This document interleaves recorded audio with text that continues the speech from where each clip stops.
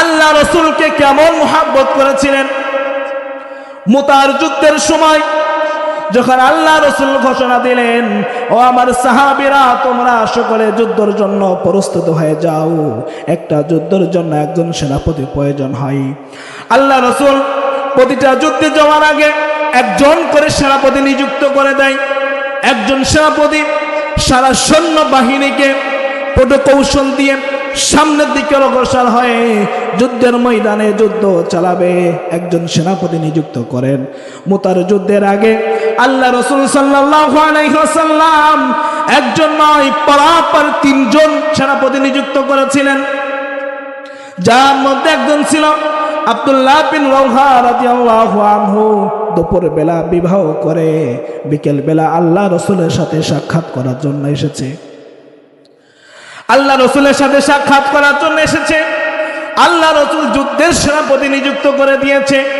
ঘরের মধ্যে নতুন বিবি রেখে যুদ্ধের জন্য প্রস্তুত হয়ে গিয়েছে। আল্লাহ রসুল ডাক দেবেন, ও আমার সাহাবী, যাও তোমরা তোমাদের বাসা থেকে বিদায় নিয়ে চলে আসো। আল্লাহ রসুলের যুদ্ধের জন্য ডাক এসেছে, যুদ্ধ যাওয়া লাগবে। যখন যুদ্ধের জন্য প্রস্তুত হয়ে গেল, আব্দুল্লাহ বিন রাওহা যখন বাসার মধ্যে গেল, বাসার মধ্যে যাওয়ার পর ঘরের বাহিরে থেকে দরজাটা লাগাইয়া তার প্রিয়তমা স্ত্রীকে ডাক দিয়ে বলো, আমার স্ত্রী, তোমার সাথে আমার দুনিয়াতে আর সাক্ষাৎ হবে না, তোমার সাথে দুনিয়াতে আমার আর কথা হবে না, তোমার সাথে দুনিয়াতে আমার আর দেখা হবে না, তোমার সাথে দুনিয়াতে আমার কথা হবে না, তোমার সাথে আমার দেখা হবে পরকালে। যদি তুমি আমার জন্য অপেক্ষা করো তাহলে কিয়ামতের দিন আমাদেরকে মিল করে দিবে আমার আল্লাহ। যখন স্ত্রী ডাক দিয়ে বলে, স্বামী আমার, আমি হলাম মক্কার মধ্যে সব থেকে সুন্দরী নারী, যাকে আপনি বিবাহ করেছেন, আমার সাথে আপনি ভালো করে কথাও বললেন না, আমাকে ভালো করে দেখলেন না, আর আপনি কেন এমন কথা বলেন যে দুনিয়াতে আমার সাথে আর কোনো সাক্ষাৎ হবে না, দুনিয়াতে আমার সাথে আর কোনো পরিচয় হবে না। আব্দুল্লাহ বিন রাওহা বলে, ও আমার স্ত্রী, তুমি শোনো, আল্লাহ রাসূল সাল্লাল্লাহু আলাইহি ওয়াসাল্লাম আমাকে যুদ্ধের জন্য সেনাপতি নিযুক্ত করে দিয়েছে।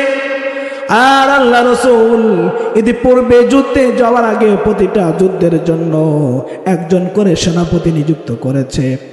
এই তাবুকের যুদ্ধের জন্য, মুতার যুদ্ধের জন্য আল্লাহ রাসূল পরাপর তিনজন সেনাপতি নিযুক্ত করে দিয়েছে। এটার মানে হলো যে আমরা তিনজনই যুদ্ধের ময়দানে শহীদ হয়ে যাব। আল্লাহ রাব্বুল আলামিন দিনের জন্য আমরা জীবনটাকে বিলাই দিব। যখন এই কথা বলেছে, স্ত্রী ডাকতে বলে, ও স্বামী আমার, আপনাকে আমি একবার দেখতে চাই, আপনি আমার সামনে আসেন, আপনার সাথে আমি একবার কথা বলতে চাই, আপনাকে শেষবারের মতো একবার দেখে নিতে চাই। আল্লাহ রাসূলের সাহাবী বলো, স্ত্রী আমার, তোমার সামনে আমি যাব না, তোমার সাথে আমি সাক্ষাৎ করব না, তোমার সামনে আমি যাব না। স্ত্রী বলে, কেন?